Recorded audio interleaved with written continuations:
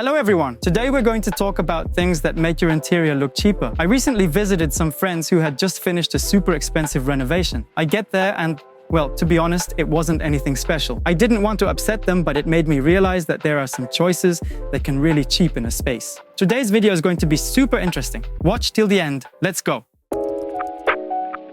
Cheap fabrics. First of all, cheap synthetic fabric, and when it has all these little patterns on it, to give it a touch of luxury, but it's originally made from super cheap synthetic material. This attempt to make something look more luxurious when it's really not, actually makes the fabric look even cheaper. Next, we've got pilling. Pilling on upholstery or curtains makes the whole interior look cheap. And of course, when curtains are out of proportion with the interior, for example, if they don't go from floor to ceiling and they're too short or don't even cover the window, that also looks really cheap. So what kind of fabric should you use? Natural fabrics are always the best choice. They feel great to the touch and usually look better too. So pick fabrics by feeling them and try to choose more natural materials. Natural fabrics not only feel better but also look better because they tend to come in nice natural shades. And natural materials, even if they don't seem super expensive, always add some charm to your home and interior. Next, when you're repainting anything, repainting the walls, radiators, floors, all of that can cheapen the space. When you're painting furniture like chairs or tables, it can make the room feel cheaper too. So how do you do it right? You can send your old furniture to a workshop where they specialize in refurbishing furniture. They'll restore it and repaint it in any color you like. That way, your old stuff can get a fresh, interesting look. And instead of looking cheap, they'll look high quality and beautiful. We recently shot a video about an apartment where they used a lot of old furniture which had been restored, and it looks brand new, really nice. So it's better not to paint old furniture and have it restored by the pros, where they specialize in restoration.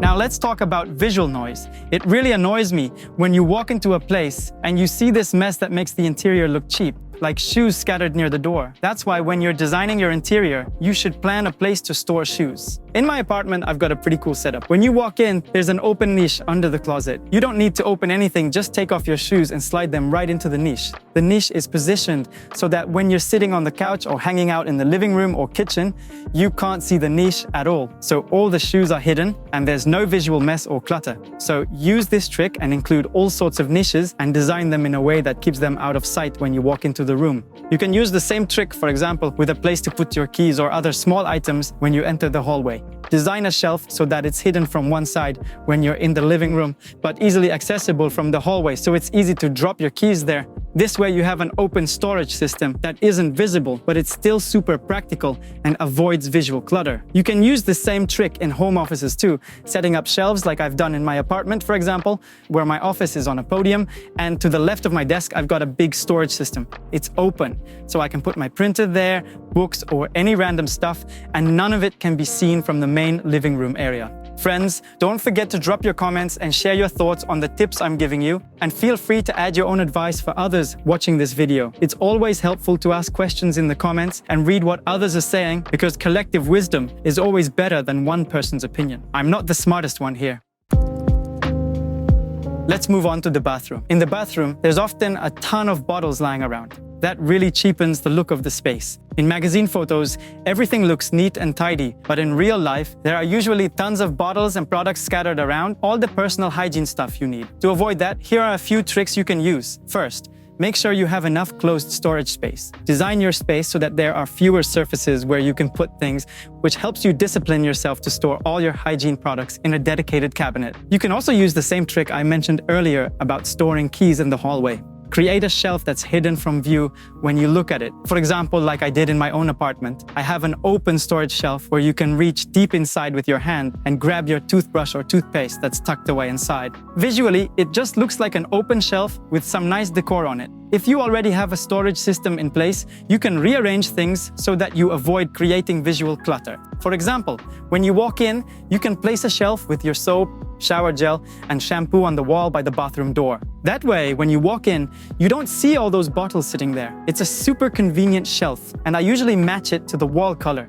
And the shelf has a panel that hides the bottles from view. And of course, you can always, when you buy products, transfer them into nice bottles that you've picked out beforehand. This will also make your interior look more upscale. Continuing with storage systems, you can use the same idea for storing things like toilet paper. For example, I have a wall panel in my place, but behind that panel is actually a big storage system where I store a smart speaker, a toilet brush, toilet paper, and even the remote for the smart toilet. When you walk into the bathroom, you don't see all these little items out in the open. They're all hidden behind that wall. And on the other side, I have an opening where you can hide the curtain. And this brings us to the next point.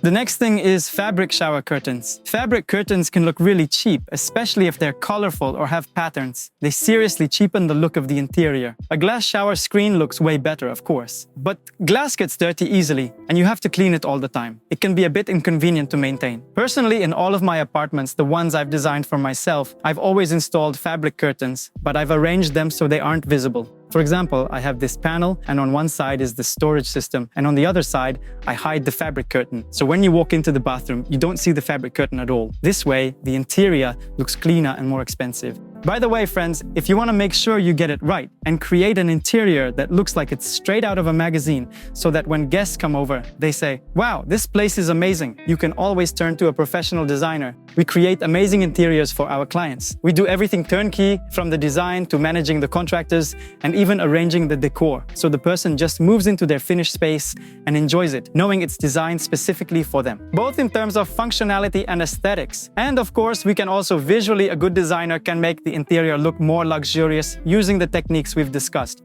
Friends, if you want to check out the interiors we've created, you can follow the links in the description to see our portfolio and see the projects we've worked on and learn more about our company and even order a design project from us.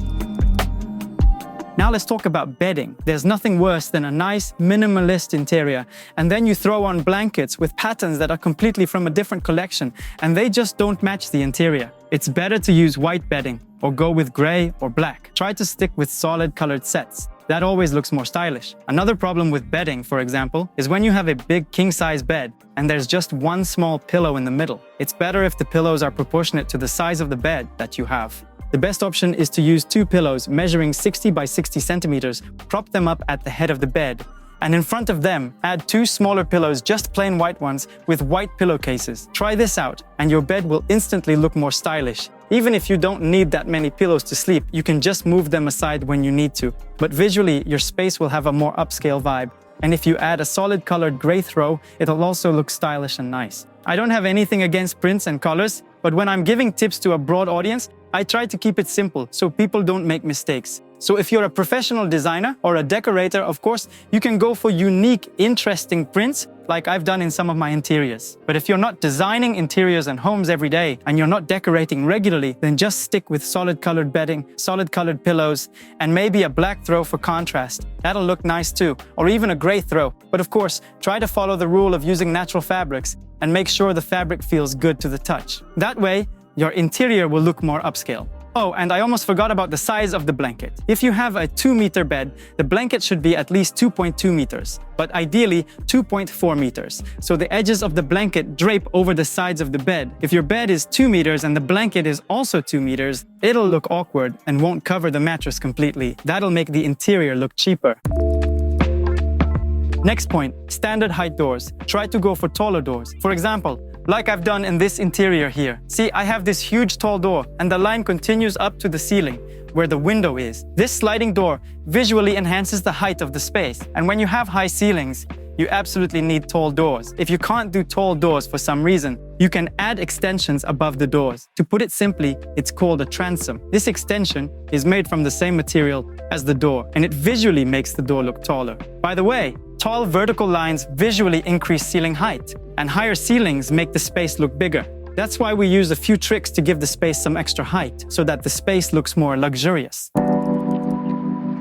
Now let's talk about yellow wood, which there's a lot of in this interior I'm currently in. Even though it's a great material, it's natural, warm, and pleasant, it visually cheapens the interior. So if you want to show that you have a high-end and rich interior, it's better to use other types of wood, darker ones. Visually, they will make your interior look more expensive. The same goes for plywood. It's a great material, I love it, and I use it often. I really like plywood. And for myself, I could easily make an interior with this simple yellow plywood, but visually it will cheapen the space. So, only use it if you're really into that yellow wood and you don't mind that it looks cheaper visually.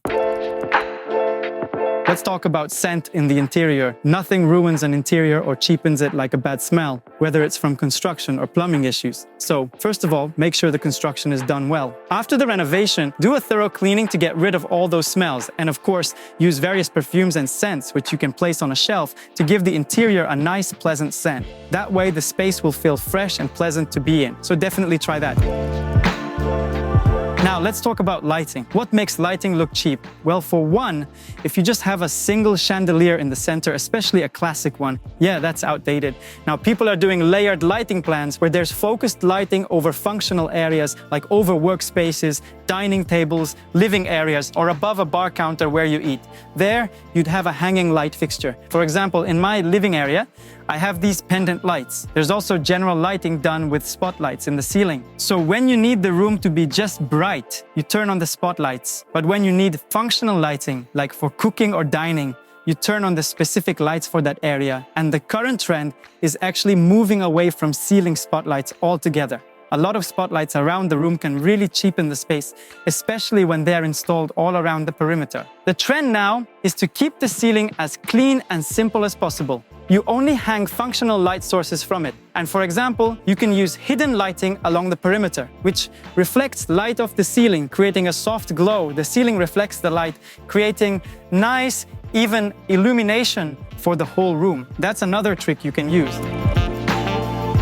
Speaking of ceilings, complex multi-level ceilings, especially ones with wavy lines, also make the interior look much cheaper, especially when they're not necessary functionally. If you have a beam running across the center of the room, then you can make a few drops in the ceiling. If you have built-in ventilation systems, you'll need to lower the ceiling in certain areas, while keeping the other parts of the room flat and uniform. So, don't overcomplicate your ceiling unless it's necessary for function. And of course, let's talk about style. Trying to fit that into a small space really cheapens it because classic style needs high ceilings and large rooms to look right. So make sure to choose a style that fits the size of your room so you don't end up visually cheapening it. Otherwise, you get the opposite effect. Someone who tries to fit a small space into a classic style is hoping to make it look expensive. But since the space isn't suited for that style, it actually ends up looking cheaper. It makes the interior look tacky because the space doesn't match the style. By the way, small tiles, especially plain ones, also make a space look cheap. It's better to go with large format porcelain tiles that look like natural stone, or on the flip side, use very small tiles with non-standard formats. This will make the space look more expensive and unique. But if you go for 20 by 20 square tiles with some kind of pattern, that will definitely cheapen the space. However, there are exceptions to everything. As you probably know, in all these examples, if done smartly, you can still make it look beautiful. Next point, the lack of texture in the interior. When you have a perfectly smooth white wall, this looks especially bad in minimalist interiors. It's always better to add some texture to the walls. You can do this using decorative plaster or textured plaster. Use this trick to make your interior more interesting. Play around with different textures. Maybe some areas will be smooth, others rough, and some will have patterns, for example, and maybe even fabric in certain areas. Basically, you can design the entire interior with a variety of textures. This will make your interior look more expensive. Now, let's talk about glossy surfaces. Glossy surfaces usually make an interior look cheaper, especially if we're talking about glossy wood. Glossy wood looks honestly quite outdated and cheap. In general, too many glossy elements make it seem like the interior is trying to look expensive, but isn't. So if you want an interior that actually looks good, go for matte surfaces instead. Matte surfaces don't stand out, but still, you can use high-quality, expensive materials with them. It's a style I like to call quiet luxury. When you have really good, high-quality materials, you're not trying to stand out or show off that everything is super expensive. But it's clear that it's natural stone, it's obvious that it's real wood, and it's clear that it's very expensive. So, use that quiet luxury approach as well. Don't try to stand out with glossy elements, otherwise you'll get the opposite effect. You can't always replace your windows, but white plastic windows definitely cheapen the interior. Darker windows like black or graphite ones look way better, and if you can't replace your windows, you can always laminate them. Laminating, you don't need to replace the windows, you just cover them, and it looks like they're a different color. So yeah, definitely try that out. By the way, guys, if you want me to make another video on a useful topic that you're interested in, you can leave a comment below the video about what topics you'd like to see and what else I should talk about.